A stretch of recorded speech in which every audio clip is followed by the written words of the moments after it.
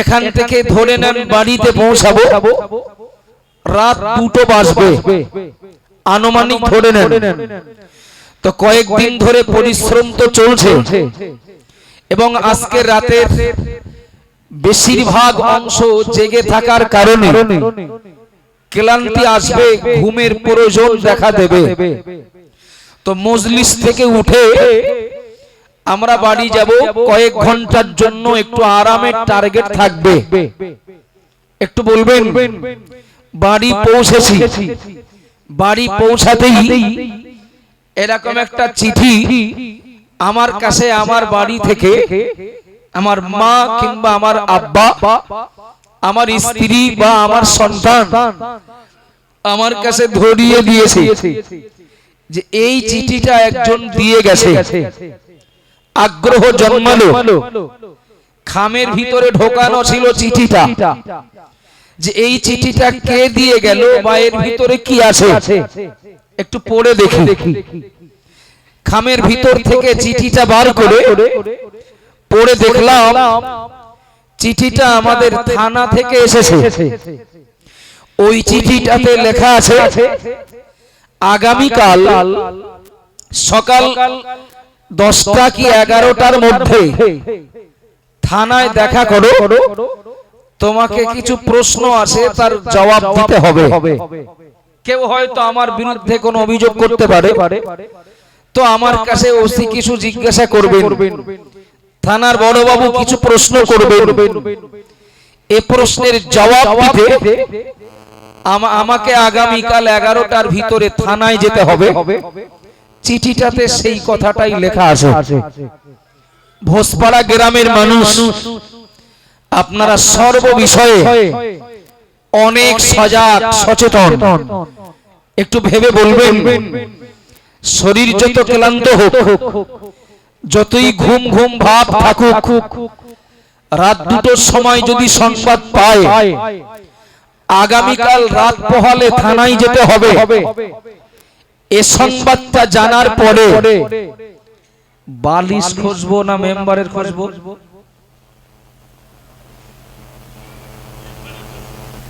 আমি কি কবরস্থানে জিজ্ঞেস করলাম?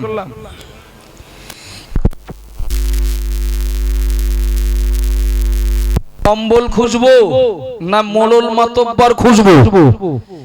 যে এই মাত্র ইসালে সাহেব শেষ হলো, এখনো ঘুমাননি, এখনো জেগে আছে। এই রাতেই একটু মেম্বারের সঙ্গে কথা বলে রাখি, আমাদের পঞ্চায়েত সভাপতির সঙ্গে একটু কথা বলে রাখি। কেন? আগামী কাল ওদেরকে আমার সঙ্গে নিয়ে থানায় যাব। আমি কি ভুল বলছি? থানায় ডেকেছেন তো আমাকে একা, কিন্তু আমি রাত 2টোর সময় মেম্বারকে খুঁজতে বেরিয়েছি। রাত 2টোর সময় প্রধানকে কিংবা পঞ্চায়েত সমিতি বা পঞ্চায়েতের সভাপতিকে খুঁজতে বেরিয়েছি। কিসের জন্য বাবা? আমাকে থানার বড়বাবুর সামনে হাজিরা দিতে হবে এবং তিনি যা প্রশ্ন করবেন তার জবাব দিতে হবে। থানার ওসির সামনে যেহেতু আমাকে একদিন যেতে হবে, আগামীকাল যেতে হবে, সুতরাং এখন ঘুমানোটা বুদ্ধিমানের কাজ হবে না। এখন থেকে আমার প্রস্তুতি শুরু হয়ে যাবে। আগামীকাল কাদেরকে সঙ্গে রাখলে পিঠ বাঁচানো যায়? হতেও তো পারে আমাকে এমন কিছু জিজ্ঞাসা করবেন যেগুলো আমার জানার ভিতরে। হতেও তো পারে আমাকে এমন কিছু জিজ্ঞাসা করবেন আমাকে কোনো সহযোগিতা করার প্রতিশ্রুতি দেওয়ার কারণে। হতে পারে না? পারে না বাবা? পারে তো। কিন্তু থানার ওসির কাছে দেখা করতে হবে, থানার ওসির কটা প্রশ্নের জবাব দিতে হবে। এ কথা জানতেই ওসির সামনে যেতে হবে, এটা ব্রেনে ঢুকতেই আরাম বিশ্রাম উঠে গেল, চোখ থেকে ঘুম উড়ে গেল। কোথায় বালিশ, কোথায় কম্বল, ওসব আমার কাছে কিছুক্ষণের জন্য পর হলো। রাত থেকে শুরু হবে। কারা সঙ্গে থাকলে আগামীকাল থানার ওসির সামনে থেকে আমি নিরাপদে বা নিশ্চিন্তায় বেরিয়ে বাড়ি আসতে পারি। আব্বাজান ভাইরা মনে কি দিন মা বোনেরা মনেরা আগিয়ে চলুন। থানার ওসি থানার বড় বাবু হতে পারেন বাদুরিয়া থানার কিংবা স্বরূপনগর থানার। ও বাবা জিরা মায়েরা মনেরা থানার ওসি তো সৃষ্টি স্রষ্টা নয়, তিনি তো সৃষ্টি। আর আমাকে কিছু জিজ্ঞাসা করবেন, আমাকে কিছু প্রশ্ন করবেন, আমিও সৃষ্টি। ও বাবা জিরা মায়েরা মনেরা আমি সৃষ্টি আর এক সৃষ্টির সামনে যাব। ওই সৃষ্টির কাছে যদি প্রশ্নের জবাব দিতে না পারি আমার শাস্তি হবে। কি শাস্তি হবে?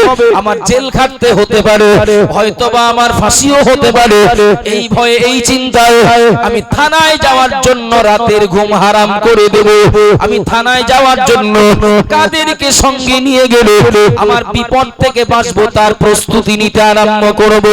ও বাবাজিরা ভাইরা মনে রাখুন, প্রিয় নবী মুহাম্মদুর রাসূলুল্লাহ সাল্লাল্লাহু আলাইহি ওয়াসাল্লাম নবী আমার জানিয়ে দিলেন কাল কিয়ামতের দিন মহান আল্লাহ সব বান্দা বান্দীদিগকে আল্লাহ এক এক করে নিজের কাছে হাজির করাবেন। ও বাবাজিরা ভাইরা মনে রাখুন, কোরআন শরীফের ভিতরে মহান আল্লাহ জানিয়ে দিলেন ওই দিনে ইয়াউমা ইয়াকুমুর রূহু ওয়াল মালাইকাতু সাফফান লা ইয়াতাকাল্লামুনা ইল্লা মান আযিন।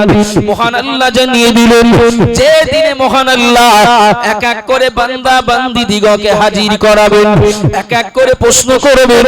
মহান আল্লাহ ওই দিনের বিবরণ দিয়েছেন তার পাক কালাম কোরআনের ভিতরে। ও বান্দা বান্দীরা মনে রাখো, আমি আল্লাহ পাক রব্বুল আলামিন বলছি ওই দিনে জিন ইনসান আর ফেরেশতা মণ্ডলী তারা সবাই আসামির মতো দাঁড়িয়ে যাবে।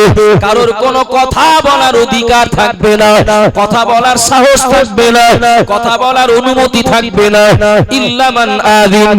মহান আল্লাহ জানিয়ে দিলেন কেবলমাত্র যে অনুমতি পাবে সে ব্যতীত। ও বাবাজিরা ভাইরা, আমি পরিস্থিতিটা বোঝানোর চেষ্টা করছি, তারপরেই পরের কথাটা মজা লাগবে, ভালো লাগবে। মহান আল্লাহ জানিয়ে দিলেন ওই দিনে জিন ইনসান সহ ফেরেশতা মণ্ডলী তারা সবাই আসামির মতো দাঁড়িয়ে যাবে। আশ্চর্য ব্যাপার হলো আমরা হলাম মানুষ, ভুলে ভরা আমাদের জীবন। একদিকে যেমন আমরা আল্লাহর দেওয়া আদেশ ঠিকমতো পালন করতে পারি না, আল্লাহ যেটা নিষেধ করেছেন, নবী যেটা নিষেধ করেছেন, নিষেধটাকে আমরা বাদ দিয়ে চলতে পারি না। হিসাব করলে পাওয়া যাবে আমরা দুমুখ আসামি। ও বাবাজিরা ভাইরা মনে রাখুন, আমরা আল্লাহর সহি দরবারে ওই দিন আসামির মতো যদি দাঁড়িয়ে যায় এটা আশ্চর্য হওয়ার ব্যাপার নয়, আমরা বলবো এটা স্বাভাবিক। কিন্তু ফেরেশতা মণ্ডলী যারা জন্মলগ্ন থেকে আল্লাহর ইবাদত ছাড়া কিছুই জানেন না, আল্লাহর ইবাদত ছাড়া কিছুই করেন না, তাদের ঘর বাড়ি নেই, তাদের সংসার নেই, চাষবাস নেই, চাকরি বাকরি ব্যবসা বাণিজ্য নেই, তাদের বিবিবাল বাচ্চার জ্বালা যন্ত্রণা নেই, রাত দিন 24 ঘন্টা ধরে আল্লাহর ফেরেশতা মণ্ডলীরা আল্লাহর ইবাদত বন্দেগীতে মশগুল। নবী আমার জানিয়ে দিলেন ওই কঠিন মুসিবতের দিনে আল্লাহর ওই সকল ফেরেশতা মণ্ডলীরাও তারাও আসামির মতো দাঁড়িয়ে যাবে। ও বাবাজিরা ভাইরা মনে রাখুন, আমি আর এক ধাপ এগিয়ে যাচ্ছি, সময় হাতে খুবই কম। প্রিয় নবী মুহাম্মদুর রাসূলুল্লাহ সাল্লাল্লাহু আলাইহি ওয়াসাল্লাম নবী আমার অন্য একটা হাদিসে বলেছেন, হাদিসটা অনেক লম্বা, আমি প্রয়োজনে আমি খুব ছোট করে বলছি। শুধু নবীর শুধুমাত্র জিনেরা নন, ফেরেশতারা নন, শুধুমাত্র আল্লাহ রাব্বুল আলামিনের সৃষ্টি মানুষ নন বাবা। মহান আল্লাহ নবী জানিয়ে দিলেন কাল কিয়ামতের দিন নবী আদম আলাইহিস সালাম থেকে শুরু করে আর নবী ঈসা রূহুল্লাহ পর্যন্ত সকল নবী রাসূলেরাও তারাও আল্লাহর কাছে যেতে ভয় পাবে। আপনার কথা বুঝতে অসুবিধা হচ্ছে কি? আগে আগে আমি কষ্টটা বুঝে নেই, তারপরে স্বস্তির মজা পাওয়া যাবে। কথা ঠিক না ভুল? আলোর গুরুত্বটা তখনই বুঝবো অন্ধকারটা যখন আগে জানবো। বসেছি তো মাদ্রাসার আঙিনায়, মাদ্রাসার সঙ্গে দ্বীনি প্রতিষ্ঠানের সঙ্গে আমার সম্পর্ক রাখার প্রয়োজন আছে না নেই, অল্প কথা আল্লাহ চাইলে বোঝার জন্য যথেষ্ট হবে ইনশাআল্লাহ। আব্বাজান ভাইরা মনে কি দিন, মা বোনেরা মনে রাখুন, আমি সংক্ষেপে বলছি। প্রিয় নবী মুহাম্মদুর রাসূলুল্লাহ সাল্লাল্লাহু আলাইহি ওয়াসাল্লাম নবী আমার জানিয়ে দিলেন, কাল কিয়ামতের দিন মহান আল্লাহ পাক রব্বুল আলামিন মাতার অতি সন্নিকটে আল্লাহ সূর্যের 12টা মুখ খুলে দেবেন। ও বাবাজিরা ভাইরা, বৈশাখ জ্যৈষ্ঠ মাসে, বৈশাখ জ্যৈষ্ঠ মাসে সূর্য কোটি কোটি মাইল দূরে থাকার পরে ওই সূর্যের তাপে আমরা অতিষ্ঠ হয়ে যায়, মাঠে কাজ করতে পারি না, পাকা রাস্তায় হাঁটতে পারি না, ছাদের উপরে উঠতে পারি না।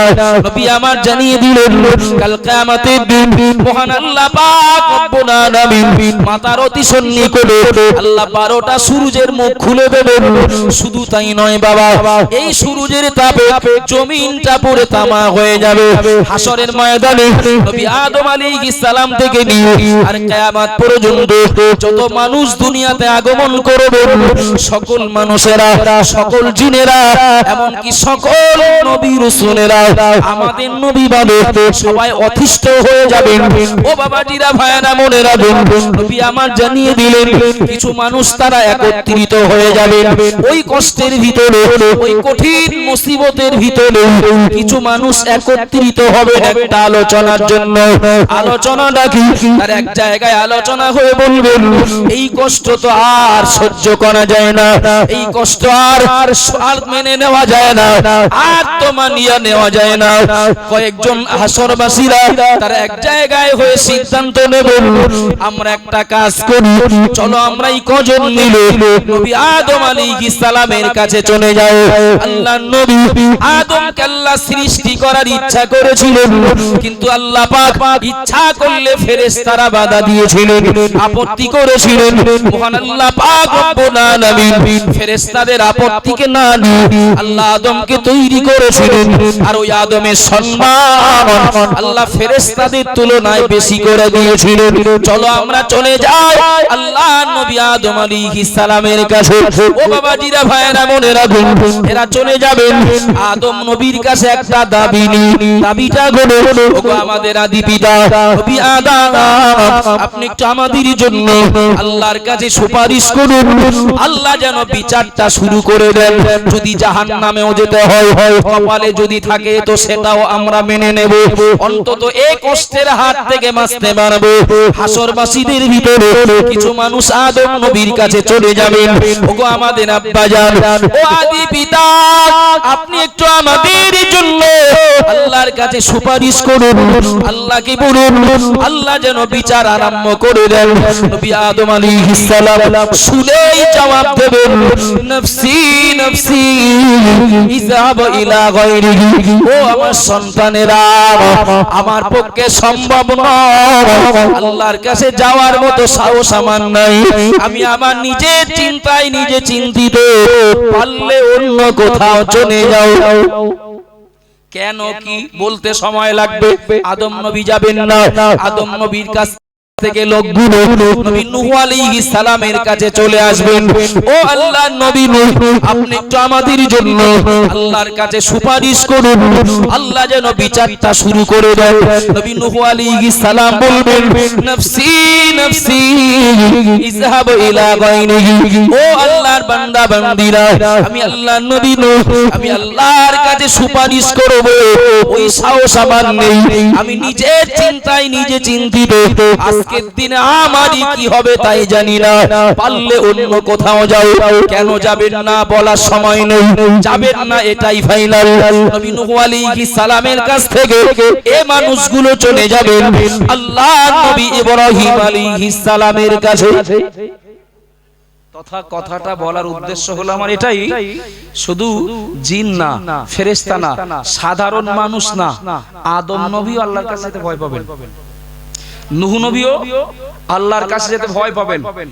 ইব্রাহিম নবীর কাছে যে একই আবদার করতেই তার জবাবও একই, আমার পক্ষে সম্ভব না, অন্য কোথাও যাও। কে আমি? আমার নিজের চিন্তায় নিজে চিন্তিত, আমারই কি হবে তাই জানি। নবী রাসূলদের জন্য আল্লাহ জাহান্নামের আগুন হারাম করে দিয়েছেন। একটু জোরে বলুন, একটু মহব্বত করে বলেন না সুবহানাল্লাহ। নবী রাসূলদের জন্য জাহান্নামের আগুন আল্লাহ হারাম করেছেন। এরপরেও নবী রাসূলেরাও আল্লাহর কাছে যেতে তাদের মন্তব্যই থাকবে। আবাজান বাইরা মনে রাখুন, ও মা বোনেরা মনে রাখুন, নবী ইব্রাহিম আলাইহিস সালাম তিনিও বলবেন না না না, আমার পক্ষে সম্ভব নয়, ইযহাব ইলা গায়রিহি, পারলে অন্য কোথাও যাও। ও বাবাজিরা ভাইরা মনে রাখুন, আল্লাহ ইব্রাহিম নবীকে নবী বানিয়েছেন, আল্লাহ তাকে খলিল বলেছেন। ওই ইব্রাহিম নবী আল্লাহর কাছে যেতে ভয় পাবেন, অন্য জায়গায় পাঠিয়ে দেবেন। এই মানুষগুলো ইব্রাহিম নবীর কাছ থেকে ফিরে এবার চলে যাবেন নবী মূসা আলাইহিস সালামের কাছে। ও আল্লাহর নবী মূসা, আপনি আমাদের জন্য একটু আল্লাহর কাছে সুপারিশ করুন, আল্লাহ যেন এই বিপদ থেকে রেহাই দিয়ে দেন, এই সূর্যের তাপ থেকে যেন বাঁচতে পারি। ও বাবাজিরা ভাইরা মনে রাখুন, নবী মূসা আলাইহিস সালাম একই কথা বলবেন। এই মানুষগুলো ঈসা নবীর কাছে চলে যাবেন। নবী ঈসা আলাইহিস সালাম তিনি বলবেন, ও আল্লাহর বান্দা বান্দিরা, আজকের দিনে আল্লাহর কাছে যাওয়ার সাহস কারণ নেই, অন্যদিকে সময় নষ্ট না করে, এইভাবে কষ্ট করে দৌড়াদৌড়ি না করে, পারলে নবী মুহাম্মদ রাসূলুল্লাহ সাল্লাল্লাহু আলাইহি ওয়াসাল্লামের কাছে চলে যাও। একটু জোরে বলেন সুবহানাল্লাহ, আর একটু মহব্বতে বলেন সুবহানাল্লাহ। ও বাবাজিরা ভাইরা মনে রাখুন, প্রিয় নবী মুহাম্মদ রাসূলুল্লাহ সাল্লাল্লাহু আলাইহি ওয়াসাল্লামের কাছে নবী ঈসা আলাইহিস সালাম যাওয়ার কথা বলবেন, আর বলে দেবেন নবী মুহাম্মদ রাসূলুল্লাহর কাছে যদি যাও তিনি আর তোমাদেরকে ফিরিয়ে দেবেন না। আমার বলার উদ্দেশ্য হলো এই জায়গায় ওই কঠিন মুসিবতের দিনে আমরা বিশ্বাস করি আমাদেরকেও দাঁড়াতে হবে, যারা দাঁড়াবেন আমরাও তার ভিতরে। ও বাবাজিরা ভাইরা, থানার ওসির সামনে দাঁড়ানোর জন্য যদি রাত থেকে প্রস্তুতি নিতে হয়, থানার ওসির সামনে যাওয়ার জন্য যদি সঙ্গে কাউকে সাপোর্ট হিসাবে নিতে হয়, কাল কিয়ামতের দিন নবী আদম আলাইহিস সালাম থেকে নিয়ে নবী ঈসা রূহুল্লাহ পর্যন্ত আল্লাহর নবী রাসূলেরা যেদিন আল্লাহর কাছে যেতে ভয় পাবেন, আল্লাহর কাছে দাঁড়াতে ভয় পাবেন, কেবল মাত্র প্রশ্নের সম্মুখীন হওয়ার কারণে। ও বাবাজিরা ভাইরা মনে রাখুন, নবী আমার জানিয়ে দিলেন, আল্লাহ কাল কিয়ামতের দিন সব বান্দিকে আল্লাহ প্রশ্ন করবেন, আন উমরিহি ফিমা আফনাবু, ও বান্দা ও গো বান্দি, তোমার জন্য যা হায়াত দিয়েছিলাম, বলো বান্দা বলো বান্দি, এই হায়াতটা তুমি কিভাবে কাটালে? ওয়ান শাবাবিহি ফিমা আবলাবু, ও বান্দা ও গো বান্দি, তোমার যৌবন কালটা কিভাবে কাটিয়েছিলে? নবী আমার জানিয়ে দিলেন, আল্লাহ কিয়ামতে সব বান্দা বান্দিকে জিজ্ঞাসা করবেন, ও আমার বান্দা বান্দি, আমি আল্লাহ পাক রব্বুল আলামিন তোমাকে প্রশ্ন করছি, জবাব দাও। ওয়ান শাবাবিহি ফিমা আবলাহু ওয়া মালিহি মিন আইনা ইকতাসাবাহু, ও গো বান্দা, সম্পদ কোন পথে রোজগার করেছিলে? ওয়া আনফাকাহু, এবং তোমার উপার্জিত সম্পদ কোন রাস্তায় ব্যয় করেছিলে বলো? নবী আমার জানিয়ে দিলেন, আল্লাহ সব বান্দা বান্দিকে পঞ্চম নম্বরে প্রশ্ন করবেন, ওয়া মাযা আমিলা বিমা আলিমা আও কামা ক্বালা আলাইহিস সালাম। নবী আমার বললেন, সব বান্দা বান্দি দিগকে আল্লাহ পঞ্চম নম্বরে প্রশ্ন করবেন, ও বান্দা বান্দি বলো, আমি আল্লাহ তোমাকে যা জ্ঞান দিয়েছিলাম ওই জ্ঞান অনুযায়ী কতটা কাজ করেছিলে, জ্ঞান অনুযায়ী কতটা আমল করেছিলে?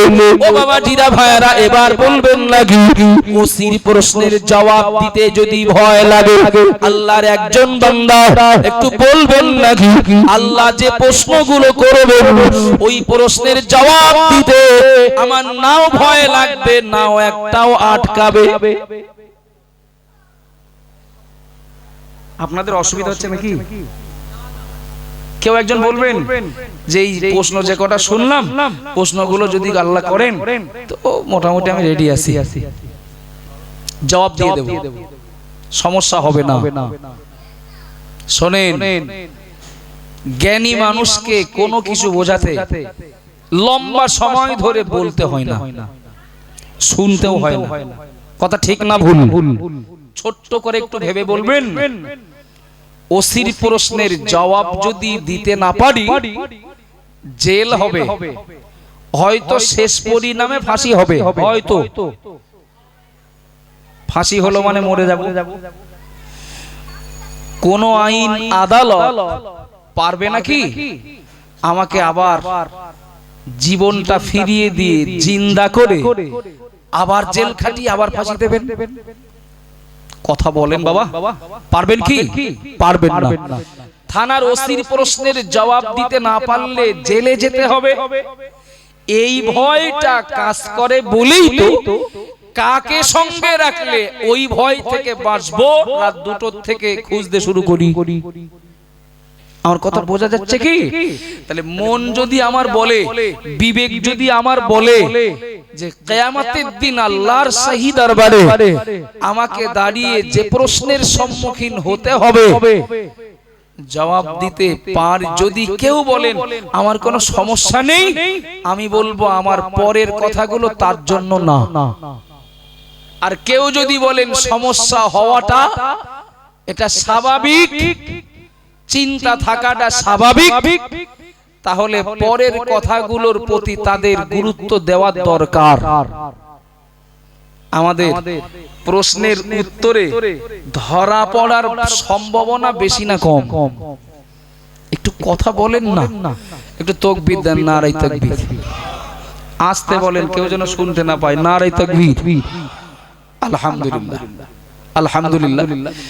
যদি সম্ভাবনা বেশি থাকে তাহলে ওসির প্রশ্নে ফেল করলে জেল হবে, আর স্রষ্টার প্রশ্নে ফেল করলে কি হবে? কি হবে? ওসির প্রশ্নে ফেল করলে জেল হবে, স্রষ্টার প্রশ্নে ফেল করলে জাহান্নামে যেতে হবে।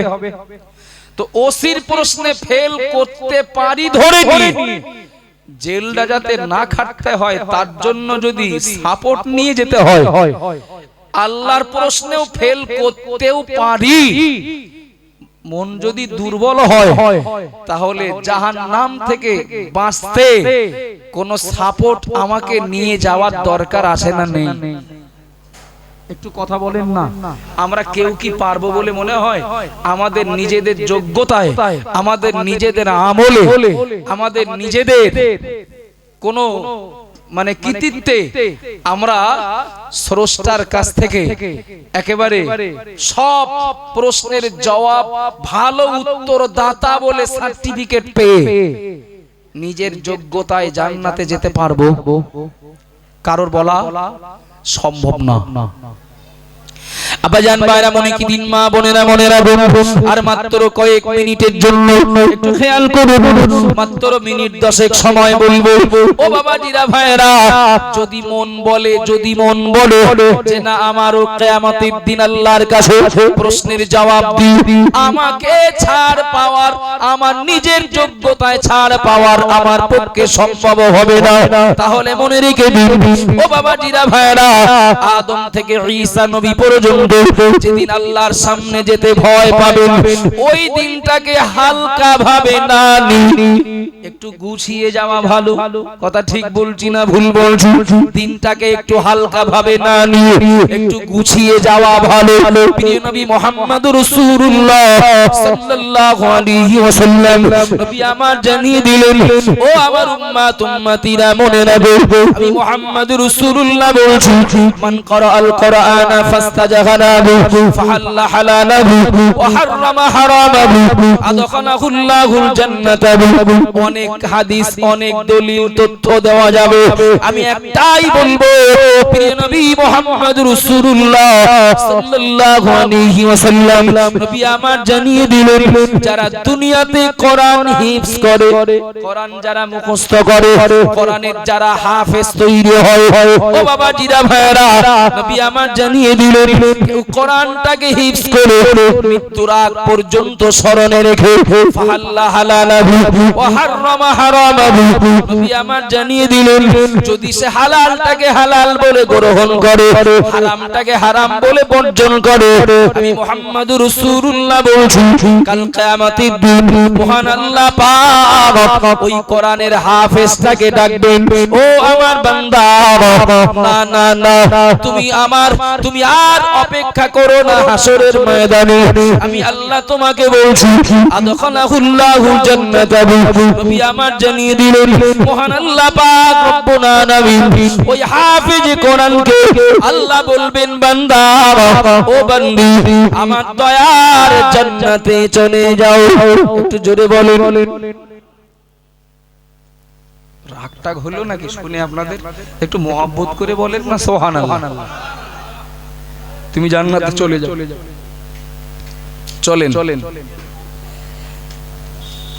কে বলেছেন কথাটা কার নবীর কথাটা কার নবীর 10 টাকায় 10 লাখ বাদলেও বাঁধতে পারে বাম্পার অফার চলছে 20 টাকায় 1 কোটি টাকার অফার লটারি বিক্রি হচ্ছে শিওর 1 কোটি বাঁধবে শিওর 10 লাখ বাঁধবে এরপরেও অনেক মুসলমান আছে বিসমিল্লাহ বলে লটারি কাটে আল্লাহ যদি কপালে রাখেন যদি বেঁধে যায় 10 লাখ যদি বেঁধে যায় 1 কোটি কাঠি কেটে রাখি কিন্তু নবী যে পুরস্কারটার কথা বলেছেন এই পুরস্কারটা কি হাফেজে কোরআন পেতেও পারেন নাও পেতে পারেন শিওর পাবেন একটু বলেন না সুবহানাল্লাহ খুশি হয়ে বলেন না সুবহানাল্লাহ আচ্ছা যদি আপনাদের তাই মনে হয় যে শিওর পাবেন আচ্ছা যত জমিদারের বাচ্চা হোক কেউ কি একা একা হাফেজ হতে পারে একা তার মাথায় পাগড়িটা উঠতে অনেক শ্রেণীর মানুষের অবদান থাকতে হয় না হাফেজে কোরআন আজকের 7 জন পাগড়ি নেবেন 5 জন হাফেজ সাহেব পাগড়ি নেবেন হাফেজ সাহেবদের মনে রাখতে হবে আমার মাথার এই পাগড়িতে কত ভ্যানওয়ালারও 2 টাকা আছে না নেই এই মাথায় পাগড়ি উঠতে ইট ভাটায় কঠোর পরিশ্রম করা কত শ্রমিকের 10 টাকা আছে এমন কত ফকির মিসকিনেরও কিছু টাকা হলেও তার পিছনে সহযোগিতায় লেগে আছে একটু আগেই তো তার প্রমাণ পেলেন আব্বাজান ভাইরা মনে কি দিন মা বোনেরা মনে রাখুন গভীরভাবে মনোযোগ দিয়ে শুনছেন আমার ভালো লাগছে এবার একটু দয়া করে বলুন হাফেজে কোরআন যদি একা হাফেজ হতে না পারে তার পিছনে যদি একাধিক মানুষের সহযোগিতার প্রয়োজন হয় ও বাবাজিরা ভাইরা আমি নিজেই তো সাক্ষী ভোসপাড়া সিদ্দিকিয়া কোরআনিয়া মাদ্রাসা ও এতিমখানা ছিল তো ভোসপাড়া সিদ্দিকিয়া কোরআনিয়া মক্তব ছিল না আমরা তো তার প্রথম ছাত্র ছিলাম আমি প্রথম আমার নানা মরহুম আলহাজ জানাব আলী সরদার এবং নানিমা দুজনা ইন্তেকাল করেছেন আল্লাহ তাদেরকে জান্নাতের উচ্চ মাকাম দান করেন বলুন আমিন একটু মহব্বতে বলেন আমিন তো আমি ছোটবেলা থেকে যখন ভোসপাড়া পশ্চিমপাড়া প্রাইমারি স্কুলে পড়তাম তখন তো এই মুক্তবেই পড়তে আসতাম তো সেদিনকার মুক্তব কেমন ছিল হয়তো ক্যামেরা ছিল না মোবাইল ছিল না তো ছবির মতো আমার মনে আছে আজকের মুক্তব থেকে মাদ্রাসা হলো জমি দাতা লেগেছে কথা বলবেন না বিল্ডিংটা করতে দাতা লেগেছে কেউ ইট দিয়েছেন বালি দিয়েছেন রড দিয়েছেন সিমেন্ট দিয়েছেন কেউ টাকা দিয়েছেন তাহলে হাফেজে কোরআন যদি একা একা জান্নাতে যান, তাহলে যারা মাদ্রাসাটা করতে জায়গা দিলেন, মাদ্রাসাটা তৈরি করতে যারা কোন সরঞ্জাম দিলেন, টাকা দিলেন, কমিটির কর্মকর্তা হিসাবে যারা সম্পূর্ণ ফ্রি দ্বীনি খেদমত যুগিয়ে যাচ্ছেন, তাদেরও কিছু পাওনা আছে না নেই? কথা বলবেন না, পাওনা আছে তো? আচ্ছা, আমি বোঝানোর জন্য ধরে নিলাম আমার এই মোবাইলটা চুম্বক, আর কালারটাও খানিকটা এরকম আছে। মোবাইলটা কি কি ধরে নিলাম আমি? চুম্বক। আচ্ছা, আমি এই প্লেটটা ধরে নিলাম লোহা, লোহা লোহা। আচ্ছা, এই লোহাটা যদি এর গায়ে লাগিয়ে দেই, চুম্বকের গায়ে, এবার ডান হাতটা ছেড়ে দেব, পড়ে যাবে না লেগে থাকবে? কথা বলেন একটু, লেগে থাকবে। আচ্ছা, এই লোহাটার গায়ে যদি আর একটা লোহা দেই, হ্যাঁ লেগে থাকবে? এইটা যদি সরিয়ে নেই, পড়ে যাবে। এমনি এটা লোহা, এর ক্ষমতা নেই কাউকে ওর সঙ্গে জুড়ে নেওয়ার, কিন্তু এ যখন চুম্বকের সঙ্গে লেগে থাকবে, তখন এ শুধু লোহা আর থাকে না, কিছুটা চুম্বকের ক্ষমতাও পায়। কথা ঠিক বলছি না ভুল বলছি? হাফেজে কোরআন চুম্বকের মতো। আমি সাধারণ মানুষ, আমি যখন তার থেকে আলাদা থাকবো, আমি তখন একরকম, কিন্তু আমি যখন তার কোনো ব্যাপারে সহযোগিতায় লেগে থাকবো, তখন আমি আর সাধারণ মানুষ না, আমি আর লোহা না।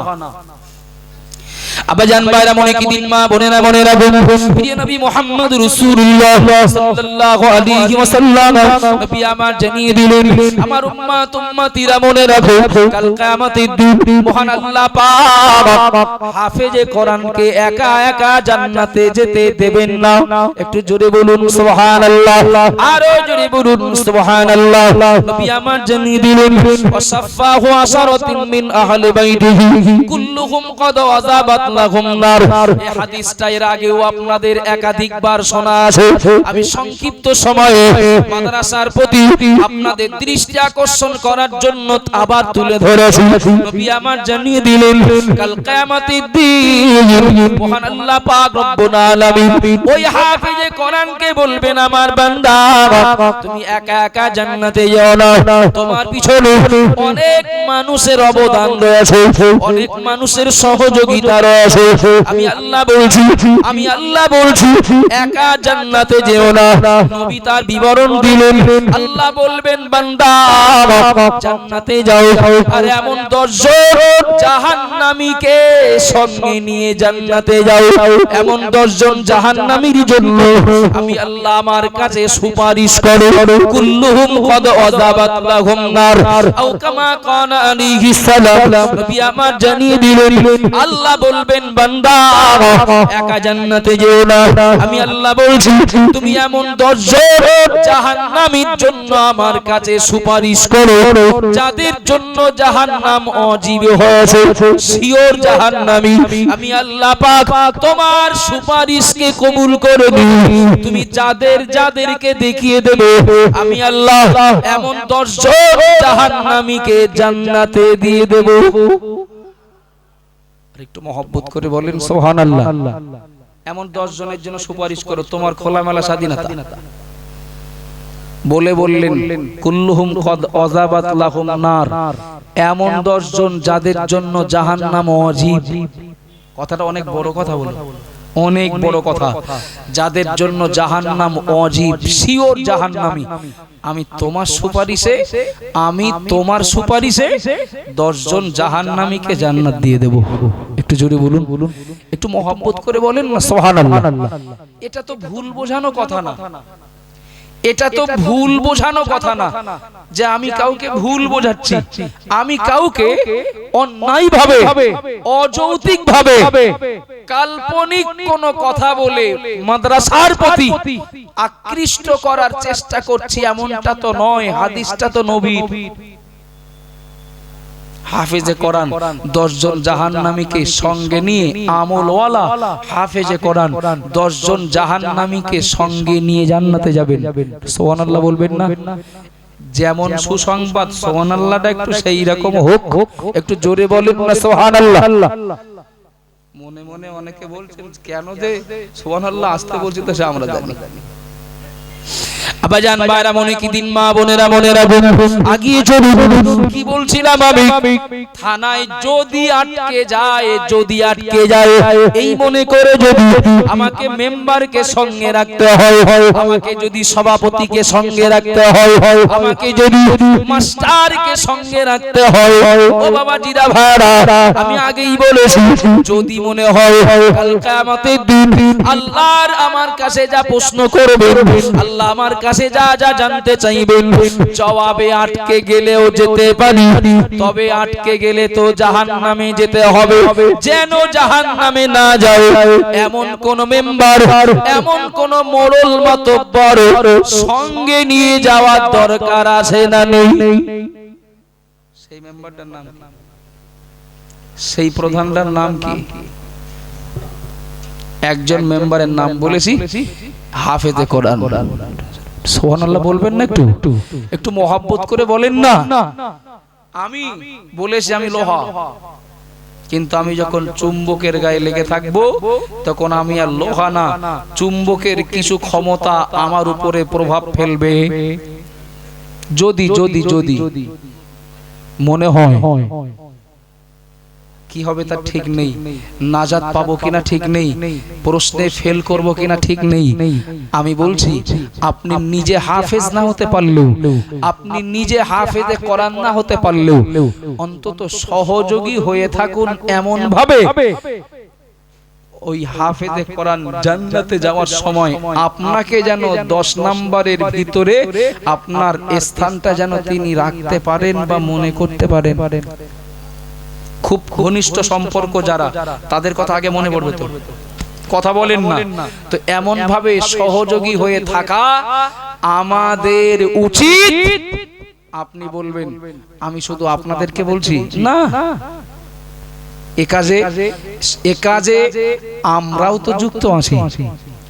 সেই বর্ডার সীমান্তে বালতি সিদ্দিকিয়া আমিনিয়া মাদ্রাসা খুব সুনামের সঙ্গে চলে। আমি তেমন সময় দিতে পারি না, আল্লাহ চালান তার মনোনীত বান্দাদের দ্বারা, এমন কি সুনামের সঙ্গে চলছে।